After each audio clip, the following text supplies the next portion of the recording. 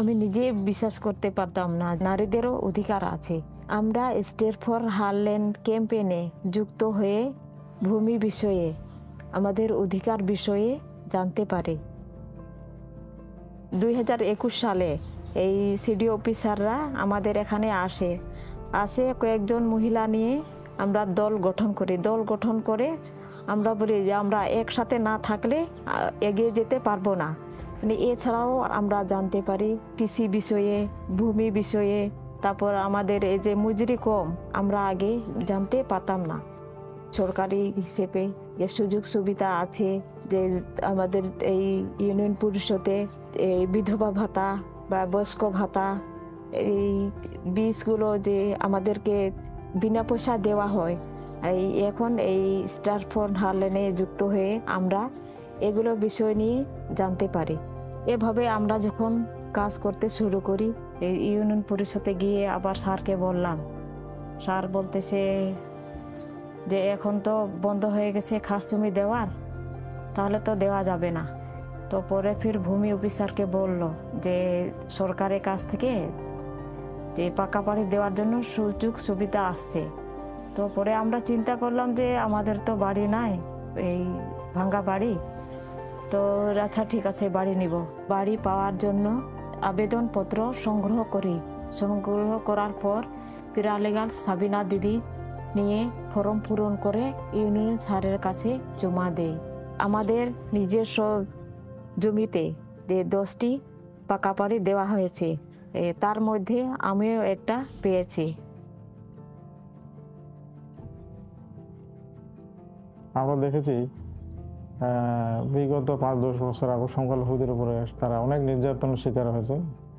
গ্রামের আমরা দেখেছি অনেক মোড়ল যারা ভূমিদস্যু তাদের উপরে অনেক অত্যাচার নির্যাতন চালাতো এবং সেই ভীতিটা তাদের মাঝে ছিল।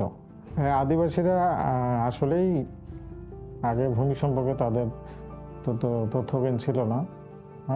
তারা বর্তমানে অনেকটাই অগ্রসর। এর পিছনে অবদান বিশেষ করে সিডিএ কমিউনিটি ডেভেলপমেন্ট অ্যাসোসিয়েশন থেকে যারা মাঠ কর্মী, এরা অসংখ্যবার গেছে, তাদেরকে ভূমি সম্পর্কে বোঝানোর চেষ্টা করছে এবং উঠান বৈঠকে তাদের জানার আগ্রহ দেখে আমি অভিভূত হয়েছি।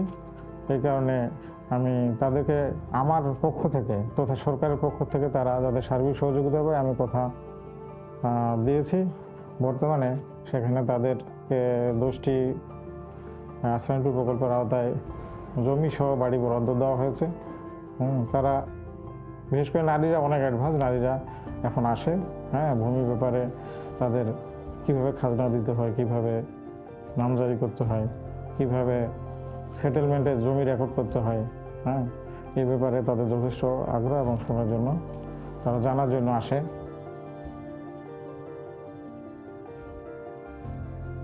আমি প্যারালিগাল হিসাবে আমি আদিবাসী গ্রামে এসে উঠান বৈঠক করি। উঠান বৈঠক করার মাধ্যমে আমি কিভাবে খাস জমি পাওয়া যায়, কিভাবে সরকারের ঘরগুলো পাওয়া যায় সেই সম্বন্ধে আলোচনা করি। আলোচনা করার মাধ্যমে কয়েকজন মহিলাকে নিয়ে আবেদন সহকারে আমরা ইউনিয়ন কাউন্সিলের ভূমি অফিসে যাই।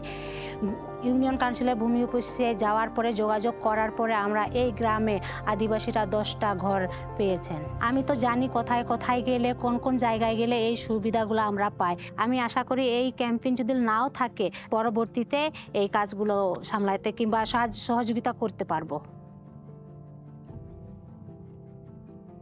স্ট্যান্ড ফর হারল্যান্ড ক্যাম্পেইনের সাথে আমি 1 বছর থেকে জড়িত আছি। আমি স্থানীয় একজন শিক্ষক। আমার পক্ষ থেকে নারীদের অধিকার আদায়ের জন্য আরও সুগম পথ সৃষ্টি হয়, সেই সুবাদে আমি এই কাজের সাথে জড়িত আছি। আমরা জানি দেশের অর্ধেকেরও বেশি নারী, আর এই নারীরা হচ্ছে সবচেয়ে বেশি অবহেলিত দেশের কাছে, সংসারের কাছে।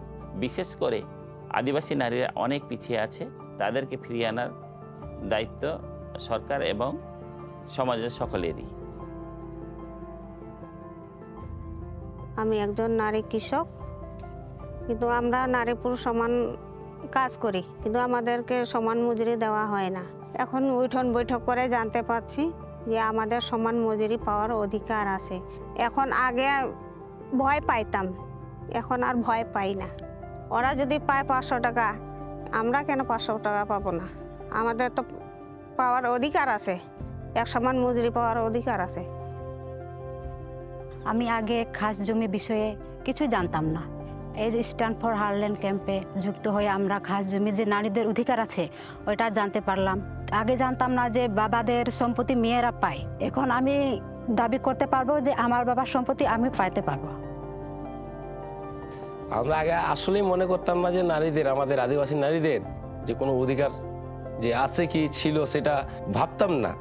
এখন ভাবি যে আসলে তো ওরাও তো মানুষ, যে ওদেরকে অধিকার কেন দেওয়া হচ্ছে না। আমি বিশ্বাস করি যদি নারীরাকে সমান অধিকার দেওয়া যায়, যদি ওরা এগিয়ে যায়, দেশ এগিয়ে যাবে, আমরাও এগিয়ে যাব।